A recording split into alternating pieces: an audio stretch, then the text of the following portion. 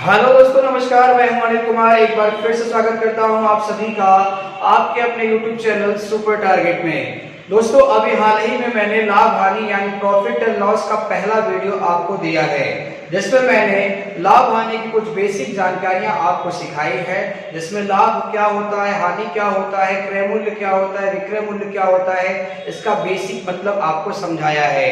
और प्रतिशत लाभ और प्रतिशत हानि कैसे निकलता है, ये भी मैंने आपको बहुत सारे एग्जाम्पल्स के माध्यम से समझाया है। दोस्तों, अगर आपने लाभ हानि निकालना अभी तक नहीं सीखा है तो हमारे चैनल के प्लेलिस्ट में जाकर उस वीडियो को देखकर पहले सीख लीजिए कि प्रतिशत लाभ और प्रतिशत हानि चुटकियों में कैसे निकलता है। उसी कड़ी में दोस्तों, प्रॉफिट एंड लॉस का आज मैं दूसरा वीडियो यानी पार्ट 2 का वीडियो आपके लिए लेकर आ रहा हूं, जिसके अंतर्गत जितनी भी सवालें आएंगी उसमें प्रतिशत लाभ और प्रतिशत हानि पहले से ही दिया गया होगा। तो फिर पूछेगा क्या, आपसे पूछेगा कि वस्तु का क्रय मूल्य बताइए, वस्तु का कीमत बताइए, वस्तु का लागत मूल्य बताइए, या फिर वस्तु बेची कितने की गई यानी वस्तु का विक्रय मूल्य क्या है। तो दोस्तों, ये सारी चीजें आज पार्ट 2 के वीडियो में आपको सीखने को मिलेगी। तो दोस्तों, बताना चाहूंगा कि जब भी आपसे पूछा जाए क्रय मूल्य क्या है या विक्रय मूल्य क्या है, तो सबसे पहले आपको लिखना होगा क्रय मूल्य। क्रय मूल्य कहने का मतलब कीमत आपको सबसे पहले लिखना होगा। लिख लिया। अब अगर आप किसी वस्तु को खरीद कर लेकर आए हैं मंडी से, मेन बाजार से, और उसे किसी को आप बेचेंगे, तो सवाल में पूछा कितने का बेचा मैं, तो पहले खरीद कर तो लेकर आइए, आप खरीद कर लेकर आ गए, ठीक है। अब इसके ऊपर कुछ फायदा रखेंगे तब ना बेचेंगे आप, कि वैसे ही नुकसान से के बेच देंगे, नहीं दोस्तों। तो सबसे पहले क्रय मूल्य आपको लिखना है, उसके बाद गुणे का चिन्ह लगाना है, फिर प्रतिशत लाभ या फिर प्रतिशत हानि, क्योंकि कभी कभी वस्तु को बेचते समय नुकसान भी हो जाता है गलती से, ध्यान रहे। अब बटा 100 लिखना है और गुणे डॉट डॉट डॉट, तब जाके आपको उसे क्या करना है, बेच देना है। ध्यान रखिएगा, सबसे पहले आपको लिखना है क्रय मूल्य या कीमत, उसके बाद प्रतिशत लाभ या हानि कंटिन्यू लिखते जाना है, जितना बार दिया रहेगा, फिर बराबर आपको क्या मिल जाएगा, बेचने का दाम मिल जाएगा। इस तरीके से आप क्रय मूल्य भी निकाल सकते हैं और विक्रय मूल्य भी निकाल सकते हैं। लेकिन इन सब चीजों को लिखते समय एक चीज का ध्यान रखिएगा कि जब आप प्रतिशत लाभ लिखेंगे तो 100 में बढ़ाकर लिखिएगा, और जब प्रतिशत हानि लिखेंगे तो 100 में घटाकर लिखिएगा। ये क्या चक्कर है भाई, जरा आप सोचिए। मैंने आपसे कहा कि यार मैं एक वस्तु बेच रहा हूं और मुझे इसमें 20% का फायदा चाहिए, तो इसका मतलब मैं वस्तु को 120% का बेचना चाहता हूं। अरे भाई, 20% का फायदा चाहिए, तो क्या ग्राहक से खाली 20% ले लेंगे और कुछ भी नहीं लेंगे? जितने का आप वस्तु लाए हैं वो तो चाहिए ही ना आपको, उसके बाद कुछ ऊपरी कमाई भी चाहिए, ऊपरी फायदा भी चाहिए। तो आप 100% का लेकर आए हैं और 20% आपको फायदा भी चाहिए, यानी कस्टमर से आपको कितना चाहिए, 120% चाहिए। तो जब भी लाभ पर बेचेंगे आप वस्तु को तो 100 में बढ़ाकर लिखेंगे, ध्यान रखें। अभी मैं कहता कि यार मैंने वस्तु बेच दिया, मुझे 20% का नुकसान हो गया। 20% का नुकसान हो गया मतलब क्या, 20% का नुकसान हो गया मतलब 100% का आप लाए थे, 20% नुकसान हो गया, यानी कस्टमर की तरफ से आपको 80% ही मिला।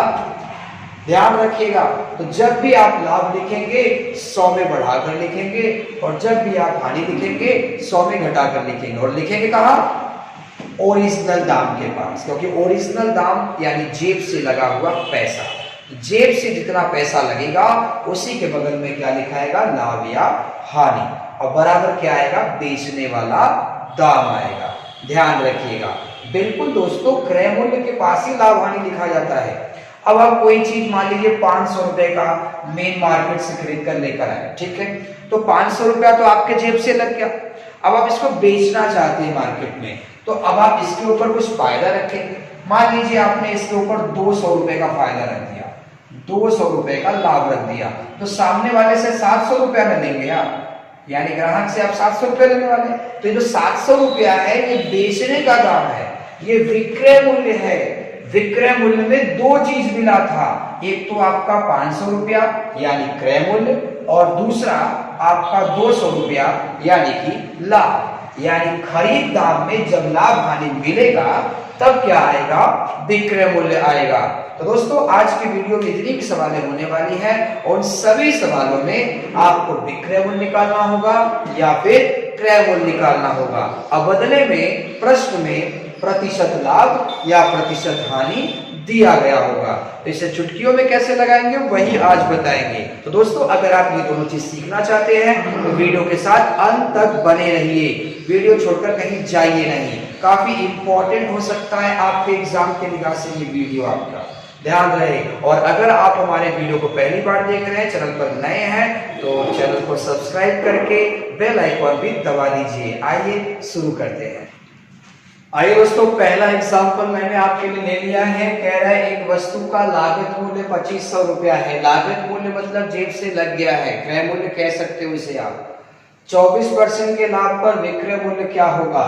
यानी मैं किसी वस्तु को 2500 रुपया में खरीद कर लेकर आ रहा हूं, मैं कस्टमर को बेच रहा हूं और उम्मीद कर रहा हूं कि मुझे वहां से 24% बेनिफिट मिले, 24% फायदा मिले।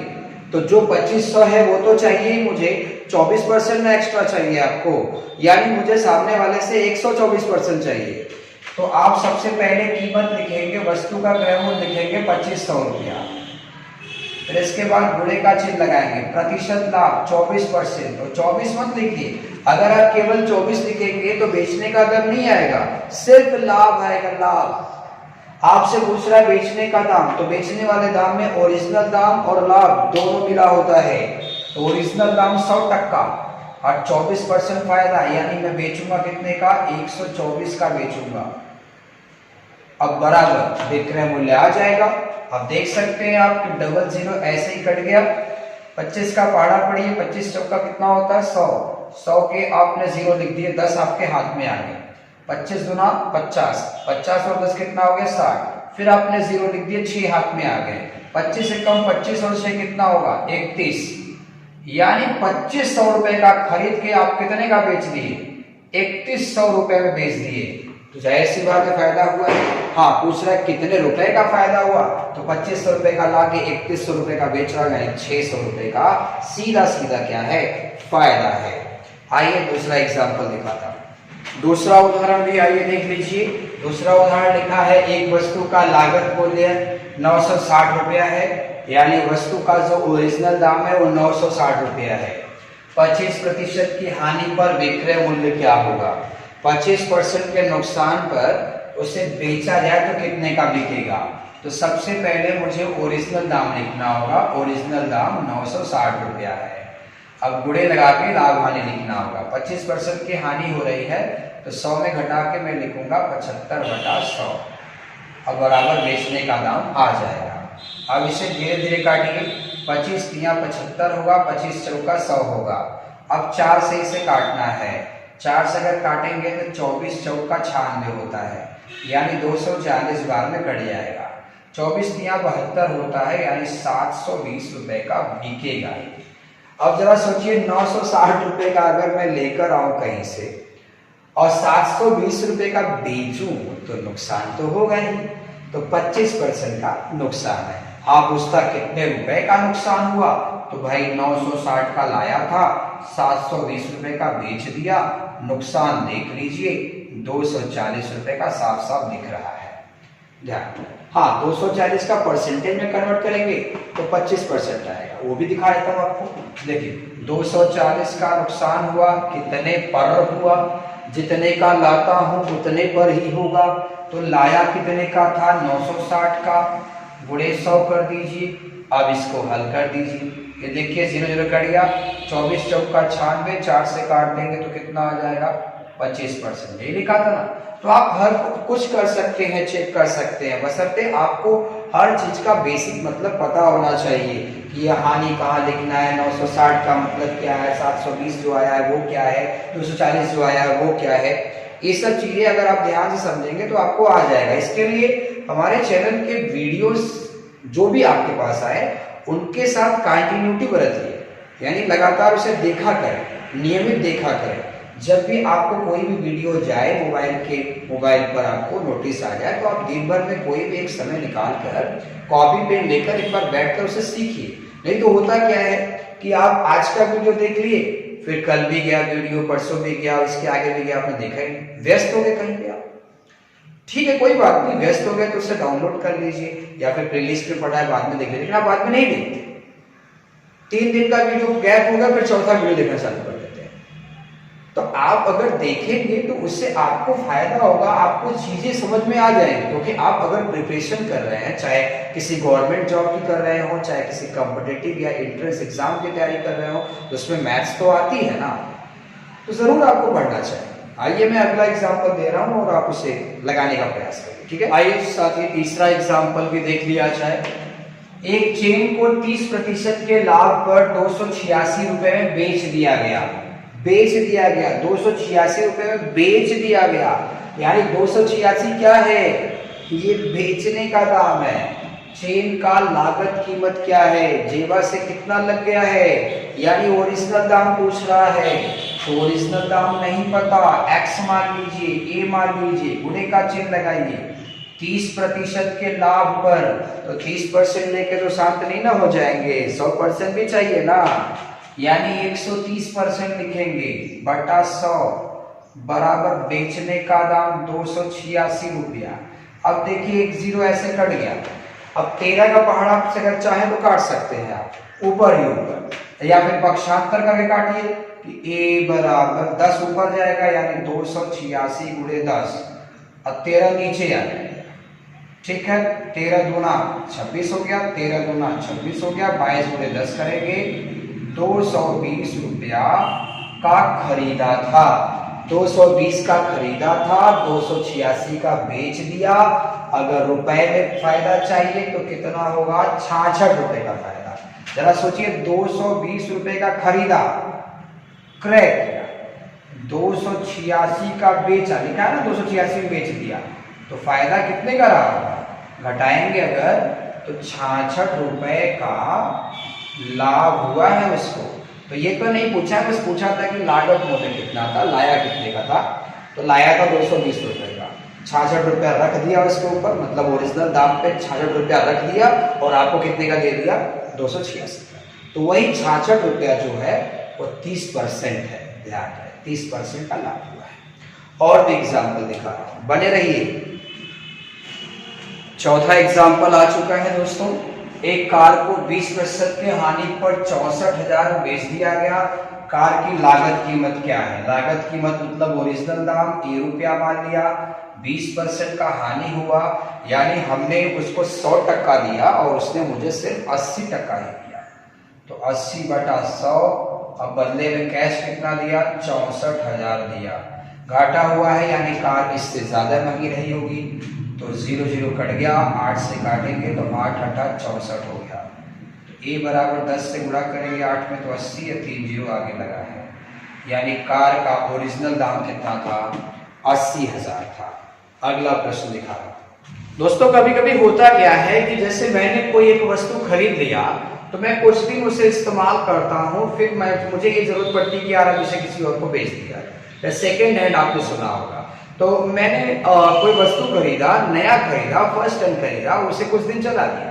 अब मैं सोचता हूँ कि इसे यार डेंट पेंट करवा के या इसे न्यू करवा के किसी और को बेच दो, तो मैंने उसे बेच दिया।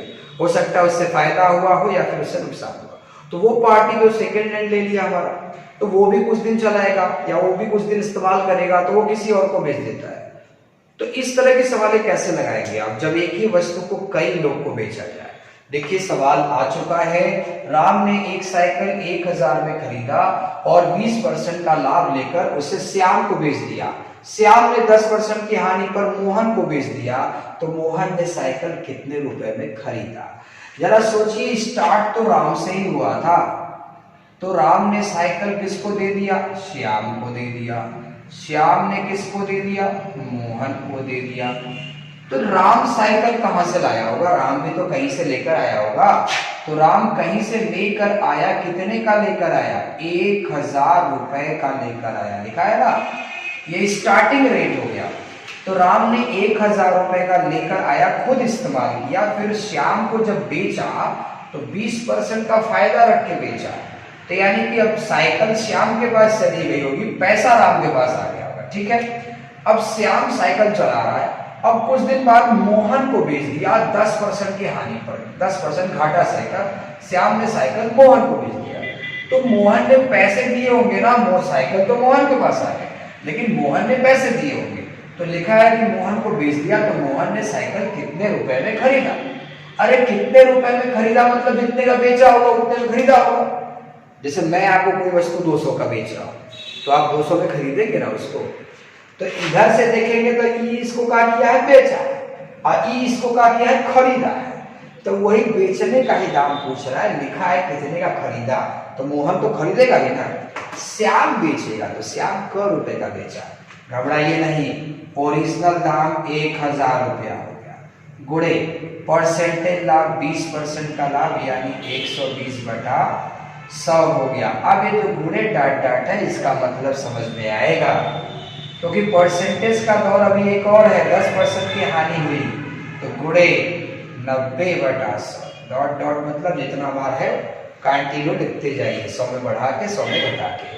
100 में कब बढ़ाएंगे, जब लाभ होगा, 100 में कब घटाएंगे, जब हानि होगा। बराबर श्याम ने बेचा, मोहन ने खरीदा, वही रेट आ जाएगा आंसर आपका।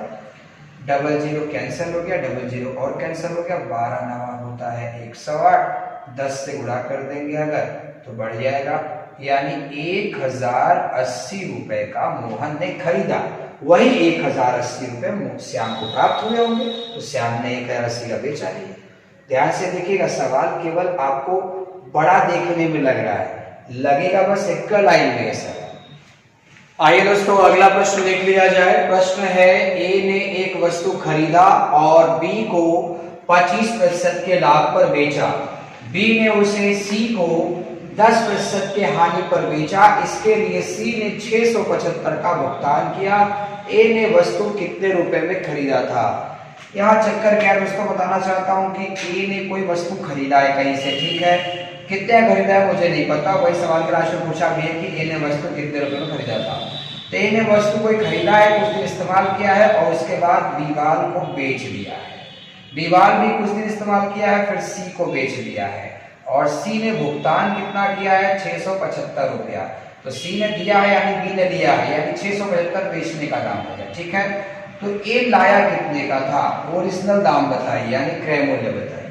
तो क्रय मूल्य अगर ए रुपया या फिर x रुपया मान लिया जाए, तो 25% के लाभ पर बेचा, तो आप लिखेंगे 125/100 गुणे बी ने उससे सी को 10% के हानि पर बेचा, यानी 90/100 बराबर लास्ट पेमेंट कितना है, 675 रुपया, ठीक है। अब इसे ध्यान से काटा जाए, देखिए 25 पंजा होता है, 25 चौका होता है, ठीक है।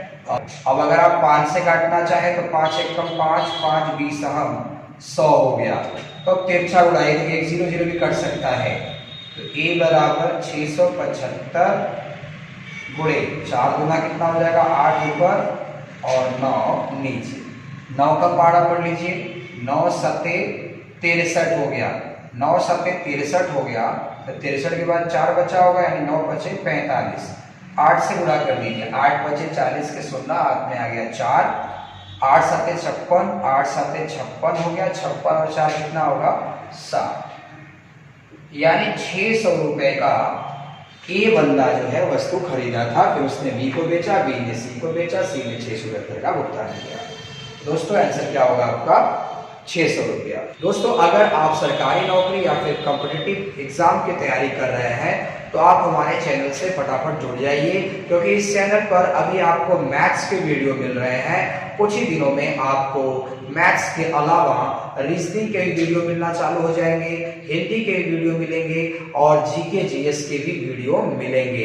इसके लिए देर न करिए, फटाफट हमारे चैनल को सब्सक्राइब करिए। मुलाकात फिर होगी, नमस्कार।